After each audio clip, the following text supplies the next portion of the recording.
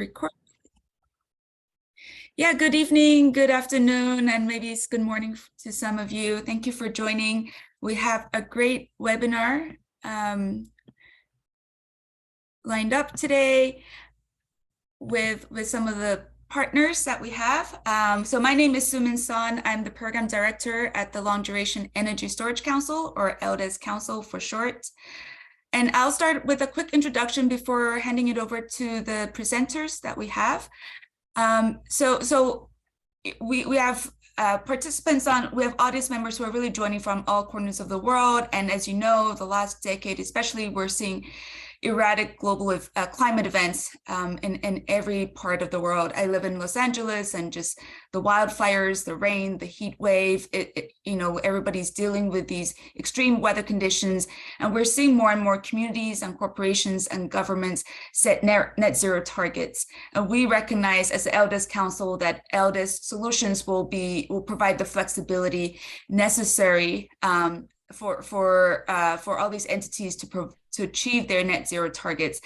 And LDES provides not only flexibility, but can provide resiliency, reliability, security, and affordability.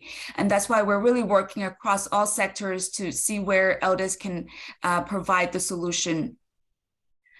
Like I said, LDES can come in many different forms. So it can be 8+ hours of intraday storage. It can be multi-day, or it can even be seasonal. And it also, on the grid services side, it can also provide a lot of different services to the grid to provide the reliability and security. And because it is so flexible and has many different applications, you know, the applications that we'll be looking at today are really supporting island grids and supporting industries where the grid connection might be remote or unreliable, and how LDES can provide the heat and power necessary for industries. So before handing it over to the speakers, I did want to give a quick overview or introduction to the LDES Council. We are a global membership organization represented by many different exciting technology providers who are really innovating in the space of LDES, as well as anchor members who represent different players within the LDES ecosystem. And just a quick plug, we do have several reports that are available on our website. Please do take a look. We have some great material on net zero power, net zero heat, on 24/7 clean PPA, as well as a policy toolkit. And feel free to follow us on social media and check out our website and reach out to us if you have any questions. So we'll get started on the main webinar, which you're all here for. Before introducing the speakers, I just wanted to give a quick recap of what we'll be talking about. We recognize that island grids and industries are prime targets for decarbonization, but due to their location, they already experience many different challenges, including logistics and high energy cost. But renewables, together with long duration energy storage, can be an attractive solution to reduce fossil fuel dependency, to lower emissions, and to provide affordable energy in the future, in the long term. So we have three great speakers who will be presenting very different perspectives. Gianni Chianetta is representing the Greening the Islands, and he'll provide an overview of the main challenges and opportunities for islands to decarbonize and reach net zero targets. Then we'll hear from Jan Andersen from Sumitomo SFW, and he'll provide an industry perspective and provide and also present on Sumitomo's technology on liquid air energy storage, to see how that can provide a technology solution to provide the stability necessary in high renewable scenario. And we'll also hear from Chung Sok Song from the World Bank, and he's actually calling in from the Maldives. And we'll hear about how low-income island nations can leverage renewables and storage, especially long-duration energy storage, to help with their energy security. So yeah, so that we have thank you for joining. Thank you for presenting. I'll hand it over to Gianni. Hello, everybody. Thank you to the LDES for this kind invitation and a great collaboration actually on islands. I have a few slides so to support my presentation. I don't know if you see the screen at this moment, and so if okay, I can move forward, Summit. Okay, you see the screen? Yes. Thank you very much. A few words about, I'd like to connect with what Summit said before, that islands are affected the most by climate change, and some islands risk extinctions, and so they are very motivated to find a way of surviving, actually. And the way out, the way to go is indeed integrated sustainability, where all sectors, energy, water, mobility, and so on, need to be integrated especially this valid everywhere, but even more in islands, which are small-scale isolated territory. And indeed, storage as an important role all over all these sectors.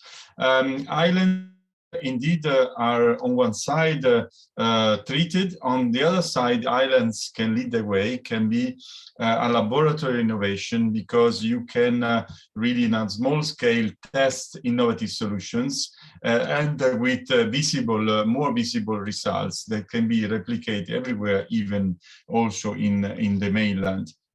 In this context, the mission of Green the Islands is really to match solution with needs of islands, or with the goal of originating projects, and acting as a catalyst of all the stakeholders around the island sustainability, to be sure that anyway things happen and the accelerated transition is happen. I don't go through all the points, but actually GTI is really focused on converting polluted island in green islands, where in a circular economy approach, and supporting the islands, governments, utilities, and companies to make this transition.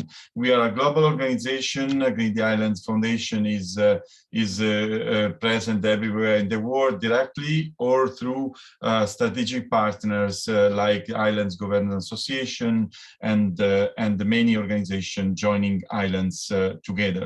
We have 4 main regions: Caribbean, Europe, Atlantic, Indian Ocean, and Asia Pacific.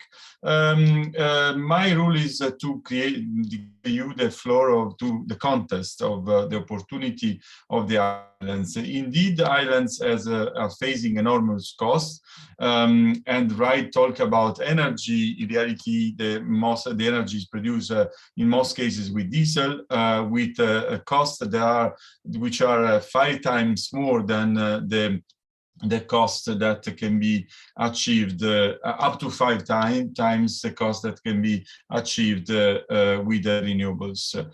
So mobility as well, water, waste, huge costs with very old technologies are phased now, and there is so a huge opportunity for the existing innovative technology to be applied, creating huge savings.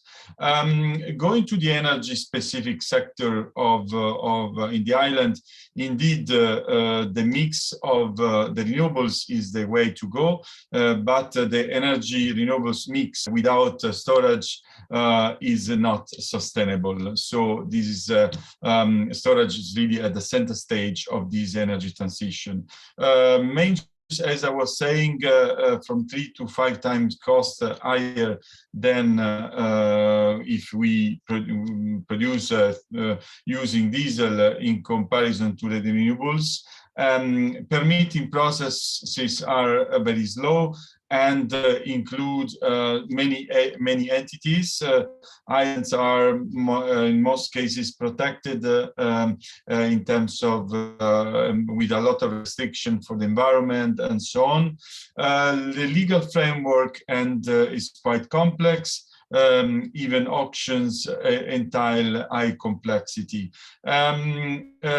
Anyway, the power generation is the largest emitting sectors. Among the largest emitting sectors, indeed, transportation is also a very important one.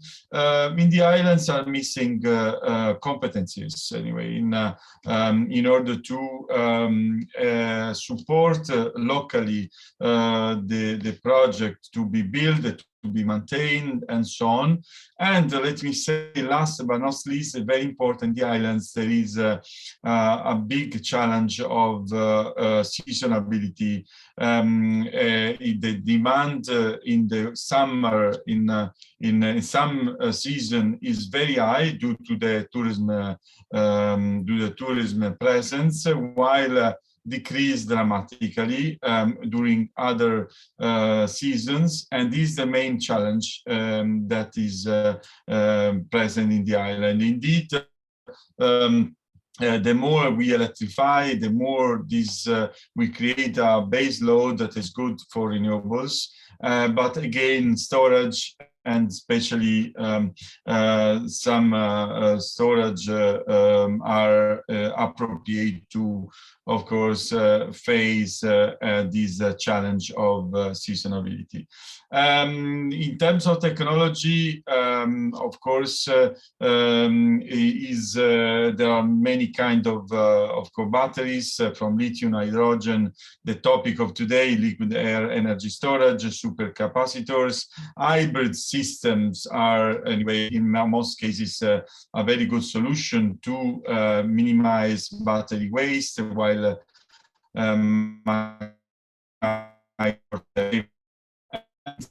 indeed, when about policy, the key recommendation as Green Islands we give to islands governments is to introduce policies to incentivize the combination of renewables plus storage. And indeed, we have examined also the fact that in islands make sense sometimes to consider some local island industry, for instance, for battery recycling, that would make sense, create green jobs also in the islands, and there's an opportunity to engage the islands communities and create a local economy. In terms of finance, indeed, is very important. What is missing, most cases, to have a stable regulatory framework, and in the long term, because as you know very well, storage, for instance, entail investments at the beginning, but the maintenance is much lower, and so stability in the long term of a regulatory framework is really key. And in these, indeed, producing studies to showcase and quantify the broad range of benefits of storage and the hybrid storage system can indeed encourage investment. These are some of the few outcomes of the Green Islands Observatory reports that we did build also thanks to the collaboration of LDES, and we are delivering to the islands.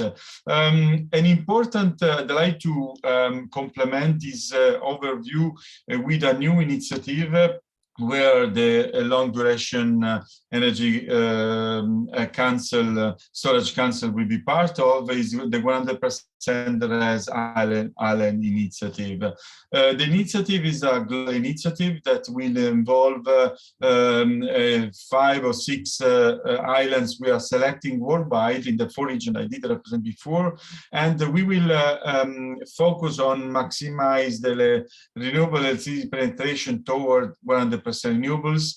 We'll try to reply to, in this island, what project in terms of energy mix and and storage, smart grid, and grid implementation are needed in order to reach the 100% renewables. Islands are the base case, can be really the best pilot.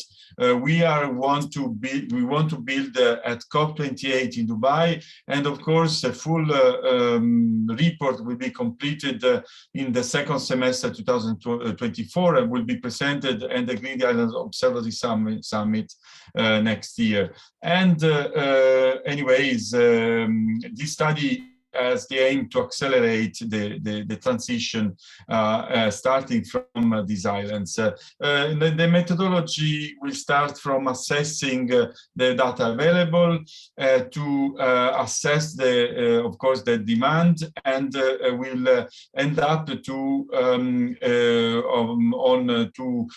create some portfolio of scenarios of energy mix and storage and smart grid projects that are needed for the 100% renewables. Together with the islands governments and utilities, we will select the best scenario, and where possible, we will create teasers in order to really give the key data for investors to understand the opportunity of some projects that will go towards this 100% scenario target. And we will create a sort of priority list of investments for those islands.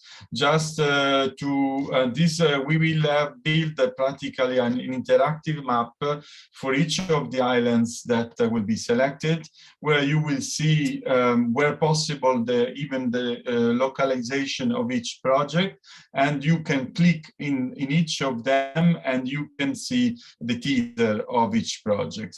And so this is the preamble. Then, of course, if deep economical and technical feasibility analysis will be needed, but we want to at least demonstrate that technically and economically this project makes sense. We want to understand how this project can be financed through public funds or private, of course, funds. And this will be, I think, very interesting for the association members to be part of. And of course, indeed, the association and direct members can also join under the umbrella of LDES Council this project that will take 1 year, and will have the aim to anyway, one side demonstrate at COP28 that 100% renewables is possible thanks to storage and smart grid as well, and we want to originate concrete projects.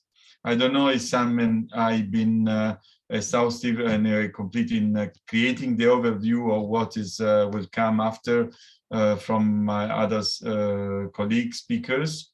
Yeah, that was great. Thanks, Gianni. Thanks for that overview. And we'll have time for Q&A at the end.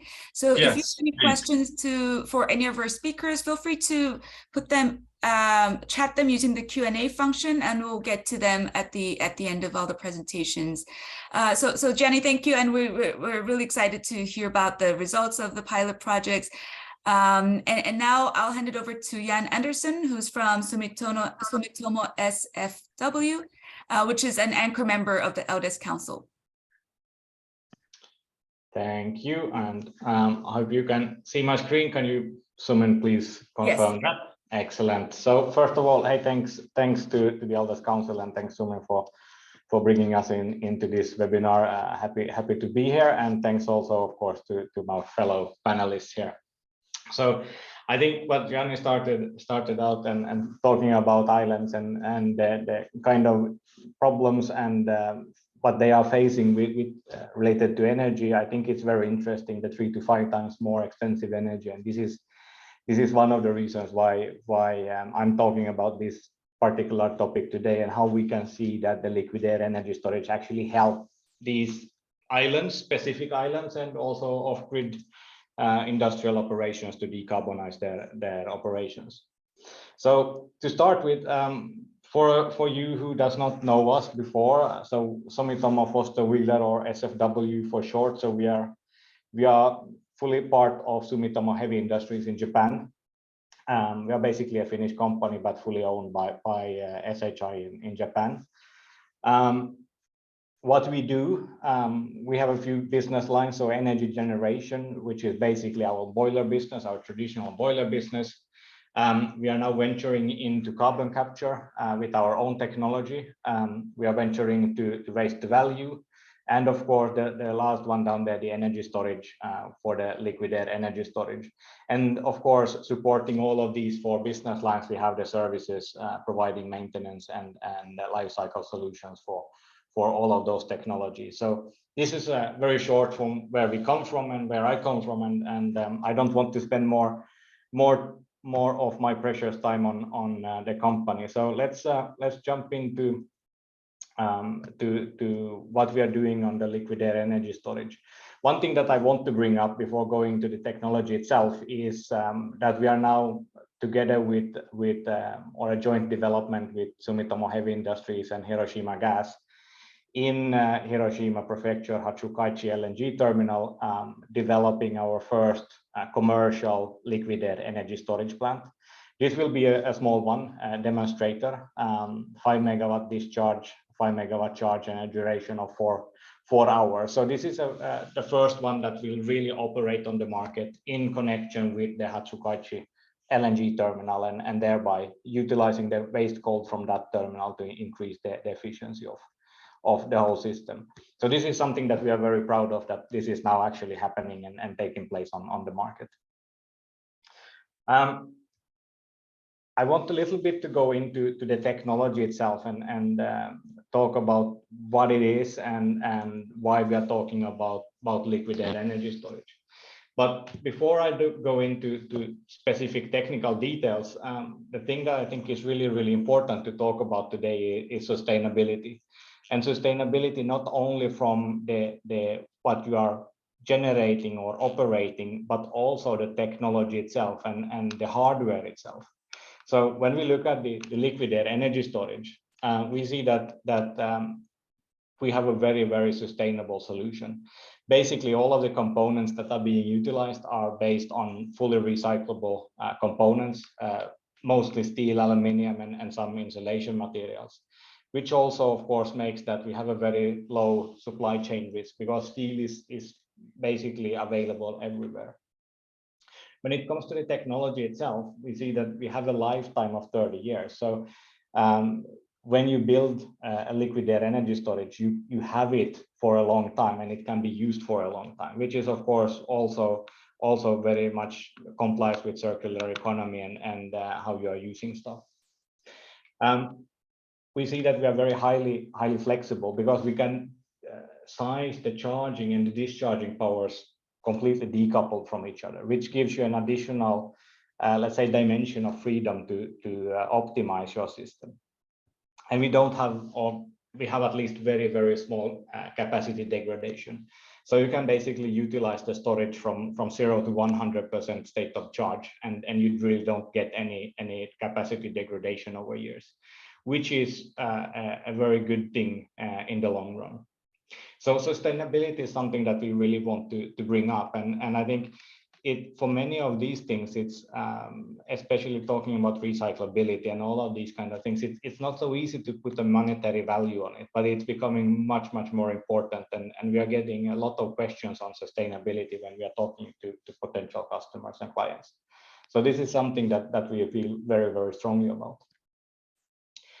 In terms of what the system can do and how we can help systems and help power systems decarbonize and provide carbon-free electricity, is, of course, looking at a few things here. So energy shifting, I think this is quite obvious for everyone. I mean, that is what the storage do. You take energy, you store it, and then you discharge it in another time of the day. So we can do shifting in the day, between days, or even for a week or two easily. The net zero ecosystem, I think I slightly touched upon this with the Hiroshima gas and the SHI joint development that is ongoing, because we can utilize external sources of heat and cold from, for example, LNG terminals to increase the efficiency of the system. So this is connecting more of the things around you to the same kind of environment. On the grid ancillary services, we of course can supply and support the grid with various types of services. One thing that I want to mention there is the very first bullet point, and that is rotational inertia. With an increasing amount of renewables who do not have rotational mass, the system start to lose inertia. And since we in our system have rotational mass both on the charging side as well on the discharging side, we can provide the systems with inertia. And this is something that we start to see in many markets coming up, that you are actually getting paid for providing inertia to the system. And this is one way of providing additional services to the grid, and something that you should start to look at when you reach renewable penetration of at least more than 30%, you will start to get problems with inertia at some point. Then, of course, the last bullet point, which is why we are here today, islands and off-grid mining. This is what we see as is one of the very easy target and the first targets, because they are, as already concluded, they are already seeing high energy prices and prime targets for decarbonizing. To go a little bit into the technology itself, I'm an engineer, so of course I want to show a diagram of how things work. So to walk you a little bit through on how the system works, so I will put on my pointer here so you can follow that. So having renewable electricity, we can feed that into the storage by running a compressor, which is sucking air in from the ambient. So this is ambient air that we take in. It goes through some filters to take out impurities and so forth, which is needed. It compresses the air, and due to the compression, you will get additional heat, because compressing air will increase the temperature of the air. So this compression heat will then be recovered, first of all, in a high stage or high temperature storage based on molten salt, and this is sits at 430 degrees Celsius roughly. In the second stage, we are recovering more lower grade heat, and this is then sitting in a glycol storage at 185 degrees. And after which the air goes into the liquefaction stage, where we are using cold heat, which is being stored from the previous cycle, and I will show how that goes later on. So that is helping then to liquefy the air. And when the air is liquefied, it is pumped over to the liquid air tanks, and it sits there in the liquid air tanks at roughly minus 157 centigrade at 17 bars. So this is the charge side of things. On the storage tank, on the storage side, I mean, then it sits in the liquid air tanks. It's basically nothing is happening. The high temperature storage is charged, the low temperature storage is charged, and so forth. On the discharge side, the liquid air is taken out of the tanks. It is increased in pressure through pumps. It goes through an evaporation stage. And in this stage, the evaporation cold, which comes when you evaporate the air back into gaseous form, is then fed into the cold storage, which then will be used for the next charge cycle. And here we see also that the heat storages, the low temperature heat storages and high temperature heat storages are emptied in order to increase the temperature and superheat the air before it goes into a turbine and running a generator providing electricity back to the grid. And the air is then going out. So basically what we have here is also an air cleaning system, if you want to look at it like that as well. And the round trip efficiency for a standalone system, somewhere between 50 to 56%, depending on the size, the location, and the ambient conditions. So this is shortly on how the system works.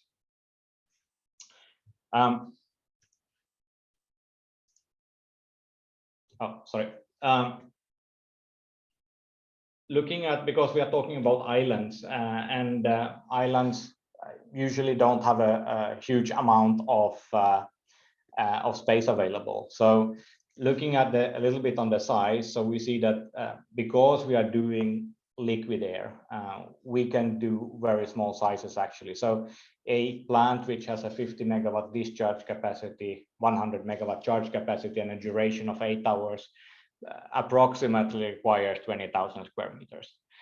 So this can be suited or situated basically everywhere where it is needed. So we are location agnostic and can be placed close to the renewables, ideally, because that is where the energy is available. So space is important. I also want to show a little bit on why we believe that the off-grid solutions and islands is the prime target. And the case study I have here is from a mining operation, and we are in discussion now with a client on this actually, and looking on how we can support them. So to a little bit open the case for you. So I cannot disclose, of course, the customer name. This is a customer in off-grid mining operation in Southeast Asia. They are having own targets to decarbonize their operations, and they are now looking at various ways of doing that. So the system that they have today is basically that they have a power plant on site, they have steam boilers on site, and they also have some industrial processes which is exothermic in nature and can provide steam to a lot of the other things that are going on. So the power plant there provides electricity for electricity demand around the site, as well as for the ore refinery.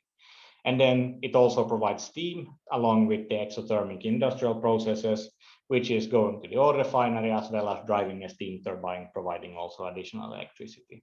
So this is kind of a short how the process is looking today. And now they're looking at how could they remove the power plant, or at least reduce the utilization of the power plant and decarbonize the operations in that way and reduce fuel consumption. So what we have been doing is a little bit on the modeling side there. So we have been running capacity expansion modeling for them in Plexus. We have been building a model of their system and trying to capture it in Plexus on how it looks like and what kind of constraints they have. And we have given the model and options to build onshore wind, solar, as well as storage for energy shifting. And we gave the model a number of different options to choose from. So from the liquid air energy storage, different charge capacities. Discharge was set at 25, so that is set there. But then also looking at different durations for the storage. We also added the lithium-ion batteries because we see that there is a big competition here, and we wanted to understand where we sit in that space. So a lithium-ion battery for shorter duration, because we have still not seen long duration lithium-ion batteries, and it's very difficult to get numbers on that. So we have been looking at 2, 4, and 8 hours duration for the lithium-ion batteries. Commercial data from NREL and S&P Global, wind and solar data from satellite databases that are available. So when running this through Plexus, we see a new picture emerge. We see that going from the current to more renewable kind of system, we see that the power plant can be replaced with renewables and liquid air energy storage. And they could also reduce the amount of steam boilers that they are keeping online. If you remember from the earlier slide, I was talking about the heat storages, and we are now looking into the opportunity and possibility to utilize the heat storages to provide steam in certain situations. For example, in backup, if the if the steam boilers or the industrial processes are tripping or having a fault. So then the LAES, the heat storage and the LAES could provide additional steam to the system. And this is something that we are looking at the moment and seeing how we could provide two kind of services from the LAES in terms of storage. So what does Plexos then actually build when we optimize? So we see that it builds wind, it builds solar, and it builds a LAES of 25 megawatt charge, 50 megawatt charge, sorry, and 25 megawatts discharge, and 16 hours duration. We also see that mainly at this configuration, it shifts solar power from day to night, and the wind is then providing basically electricity throughout the day. And with this kind of setup, they are reaching 76% of renewable electricity. So going basically from 0 to 76 in one stage. And I think that is quite an interesting and really, really high number. I was myself surprised to see that it actually goes as high as 76. Looking also at the financial side of things, I mean, it's I'm always saying that decarbonization should not come at a premium. It needs to make financial sense, and we see that calculating this, it actually makes sense.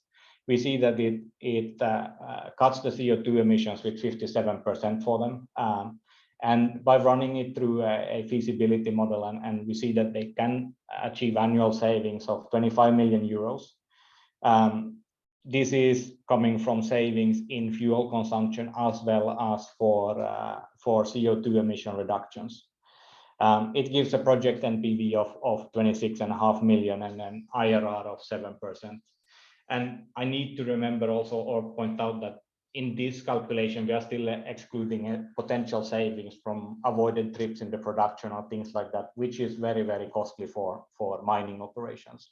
So this is kind of a conservative case in many aspects. But this is really showing that decarbonizing is not a premium product that is out there. I think I've been talking too much already, so I will summarize with the last thing and just say that we see that technology as well as operation must be sustainable. You cannot only look at the operation, you also should look at the technology itself. We see that decarbonizing with renewable energy as well as LAES makes financial sense, and this is a prime target for islands and off-grid systems. And I think the business case before here is very well showing that. So with that, I'm happy to take questions later on when we come to the Q&A session, and now I would like to give the word over to the next speaker. So thank you very much. Yeah, thanks, Jan. Thanks for a great presentation and overview of liquid air energy storage. There are some questions for you. If there are any quick questions that you're able to answer through the Q&A session as the feature, yeah, if you can address those, that would be great. Yes. And next, last but not least, Chung Suk Sung is coming from the World Bank Group. He's currently in the field in the Maldives, so he can really give a good perspective from the actual island nations. So Sung, I'll hand it over to you. Thank you, Sumin. Hi, my name is Chong, and I'm an energy specialist working in the World Bank. I'm co-leading the energy storage program here and also the Maldives energy portfolio. I just wanted to share my story in Maldives. I've been working in Maldives for over 3 years now. And I just wanted to give you a context on where Maldives stand related to the energy sector, and then provide you a background on how energy storage plays a very important role in the energy transition for Maldives. Before that, I would just give you a couple of numbers just to show how the Maldives energy sector is actually impacted by the current fiscal crisis because of the fossil fuel prices that have skyrocketed recently. So if you go into if you go into the numbers, you can see that the fuel import bill for the nation of Maldives had actually increased to 500 million in 2022, which is 10% of the GDP, which is significant, and 80% of it is diesel fuel.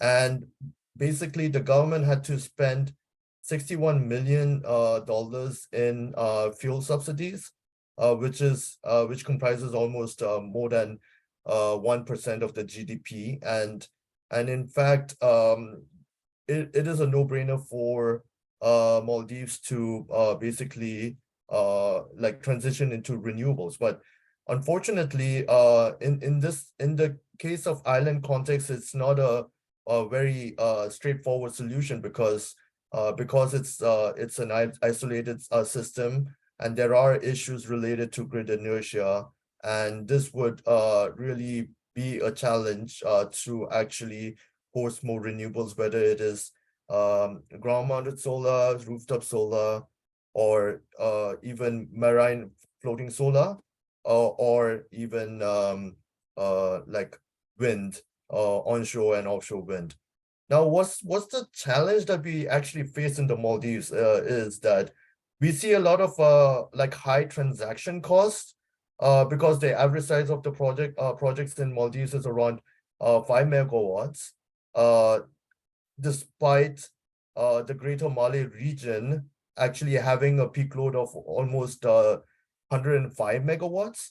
And the main reason behind this is because of the issue of balancing the renewable energy, and also the size of the system is not large enough. And like in the island context, basically any renewable that is being installed, there is the what do you call, the solar generation will just drop in minutes by 80%. And this actually is an issue to balance the grid, and that is why the utilities have a difficulty in actually sizing the projects and having large-scale projects. There are other reasons for it, obviously, because we don't have space, and that is why we have been looking into offshore marine floating solar solutions, where we've been helping the client identify locations for doing that. But then doing this scale, which is actually beneficial to the client if we actually do the economies of scale. It is difficult because we don't have the right balancing tools such as energy storage, long duration energy storage, or energy storage of any kind that will be able to balance the grid. And this is actually a kind of like a chicken and egg game that we are facing in a lot of island countries. And the main issue is, again, displacing the diesel generators, meaning that we would have less and less grid inertia, and this will have significant impacts in the operation of the island nation's power sector. And obviously, there is the risk that is being perceived from the investors, and that is why basically we had structured a risk mitigation like mechanism for Maldives, but I won't go into detail on this. My focus is more on what we had done so far, and one second. What we had done so far, and what we actually see, and how energy storage could actually play an important role in basically these island economies, is that it would be able to provide this kind of scale and also the grid support that is really needed.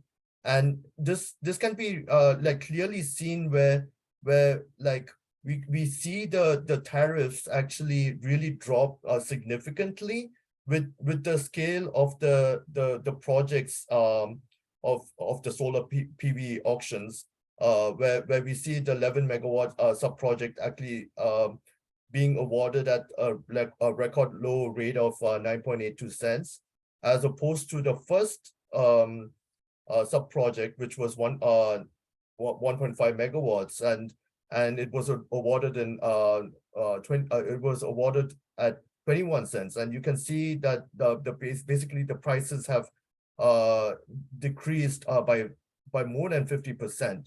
Now moving forward, we actually have another project that is under implementation, where we have included what we call 50 megawatt hours of storage to be tendered out to support the grid and the solar PV investments.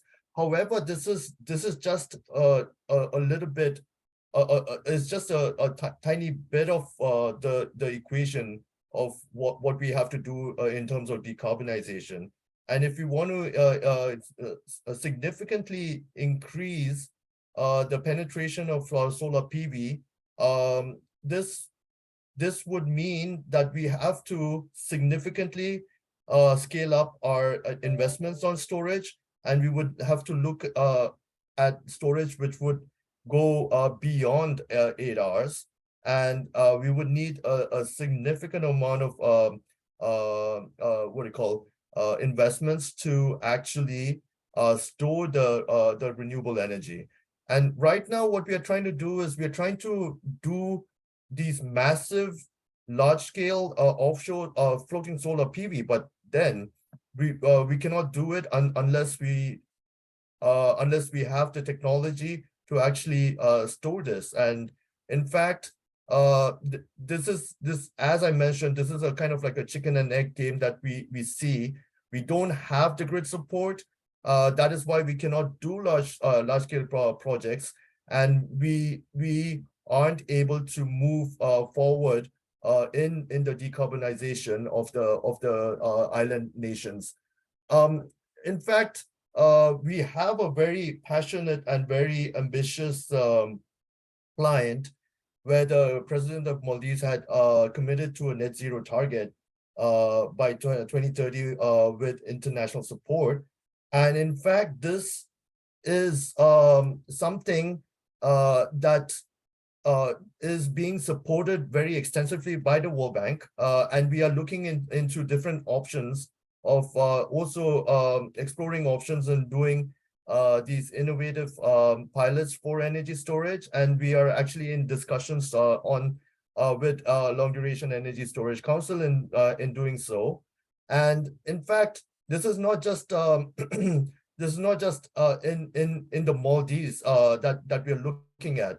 We are looking at these kind of investments in different island nations, such as the Caribbean, where we actually have a lot of geothermal potential, but unfortunately we have we don't have the storage space to actually store the geothermal energy when it's what do you call during off-peak periods or something like that, and then discharge the geothermal energy that has been stored during peak hours. And in fact, these kind of conditions are actually constraining the development of renewable energy at scale in many of the island countries. And I really would see an opportunity of long duration energy storage playing a really significant role in these island countries, so that we can actually do projects at scale, which would mean that we would significantly reduce the energy tariffs, where basically the energy tariffs in the island countries sometimes go up to 30 cents per kilowatt hour, and in some islands it goes to 40-50 cents per kilowatt hour. So it is a complete no-brainer And I would like to just stop here, and I would be happy to actually be providing some what do you call additional comments based on the questions that have been posed. Thank you. Great, thank you, Chung. Thank you for really an interesting perspective coming from the field and what the small island nations are experiencing. So yes, please feel free to chat your questions to any of the speakers or all of the speakers. If you can chat using the Q&A function, that would be great. Also, feel free to unmute yourself and ask your question.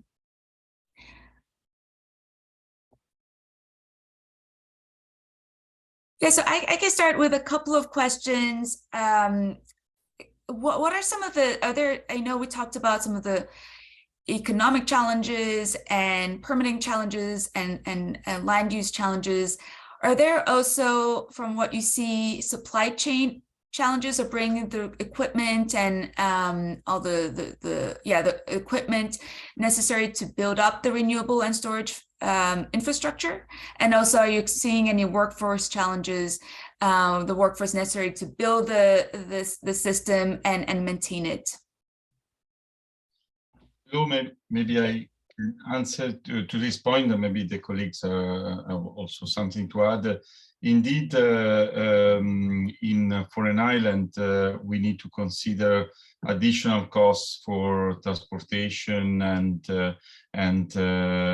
yes, even I was saying before that unfortunately there is a lack of competencies in the islands, so that's why we also try to complement with training, but specialists need to travel in the island as well. So there are additional costs in the development phase of the project, and also in the implementation and the building phase on the maintenance phase.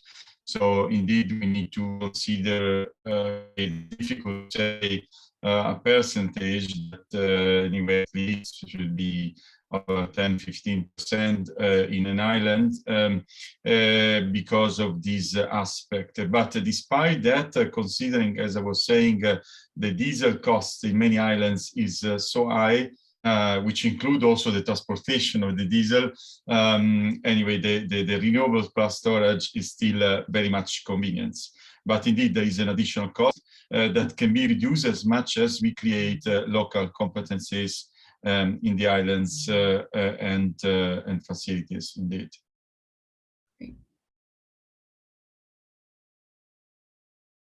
Yeah, and I have another question about a cost. So I know there's, with the last COP at COP27 in Sharm el-Sheikh, there was a lot of discussion about who pays, especially for these projects in the small island nations.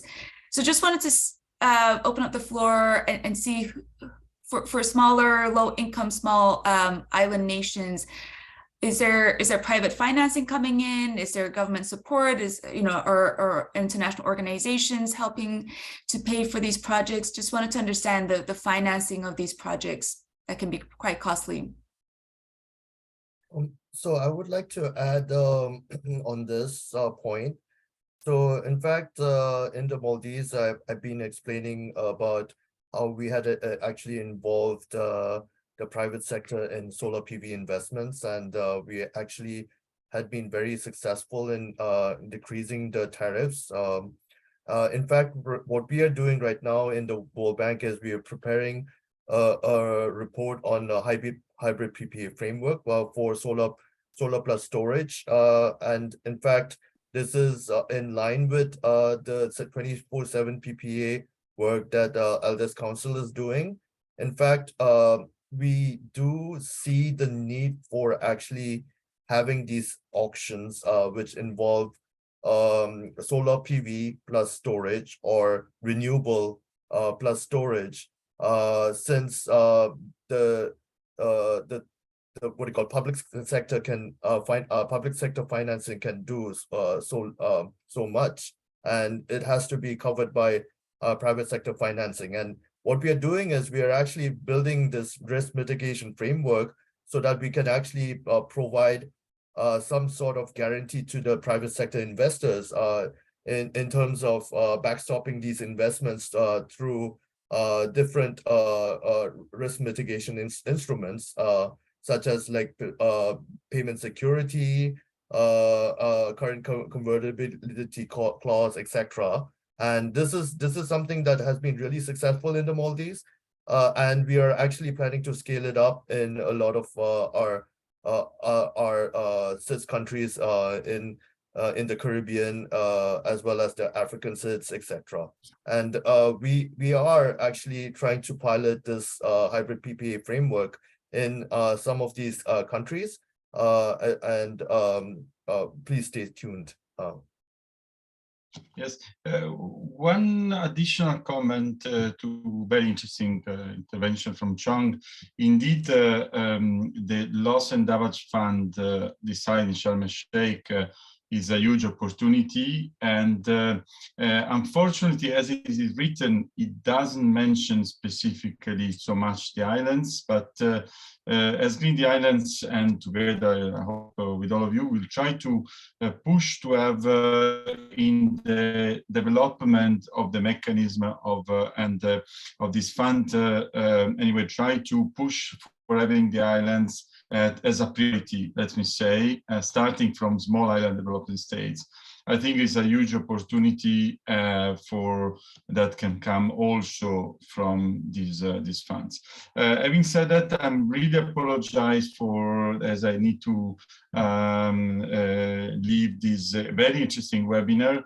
Thank you all, and I hope to through LDES to update all of you on the 100% renewables initiative, and looking forward to meet you again very soon. Thank you everybody. Bye-bye. Thank you, Gianni. And we're about to wrap up.